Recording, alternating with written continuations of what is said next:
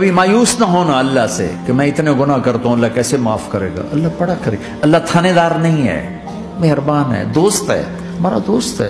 اللہ سے باتیں کرو، اللہ سے یاری لگاؤ، اللہ کو دکھڑے سناؤ. یا اللہ میرے ساتھ یہ ہو رہا ہے تو کچھ کر دینا. اللہ سے لاڈ کرو جیسے ماں سے لاڈ کرتے ہو. وہ نہیں تھا چرواہا موسیٰ علیہ السلام نے سنا، کہہ رہا اللہ سیاں تو آویں آ تیری جوواں کڈاں، تین تیل لاواں، تین کنگھی کراں، تین روٹی کھواواں، تین دودھ پیواواں. یہ اللہ سے باتیں کر رہا.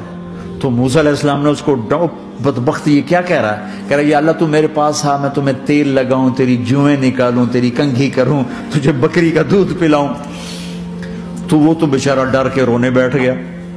جب موسیٰ علیہ السلام طور پر آئے تو موسیٰ علیہ السلام سے اللہ نے کہا موسیٰ تو نے تو میرا یار ہی مجھ سے دور کر دی، مجھے تو اس کی باتیں بڑی اچھی لگتی تھی.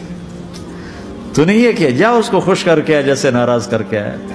میرے نبی مسجد میں صحابہ ہنس رہے تھے تو آپ نے فرمایا جو میں جانتا ہوں تم جانو تو تمہارا ہنسنا بند ہو جائے، رونا زیادہ ہو جائے. تو سب صحابہ نے زاروں قطار رونا شروع کر دیا. آپ یہ کہہ کر واپس مڑے، دروازے تک نہیں پہنچے تھے کہ جبریل آ گئے کہ میرے محبوب تو نے میرے بندوں کو اتنا زیادہ ڈرا دیا مجھ سے، جا واپس جا، جیسے رولایا ہے ایسے ہی ہنسا کے آ. اللہ پاک تو ہمارے مالک خالق، ہمارے مہربان ہیں.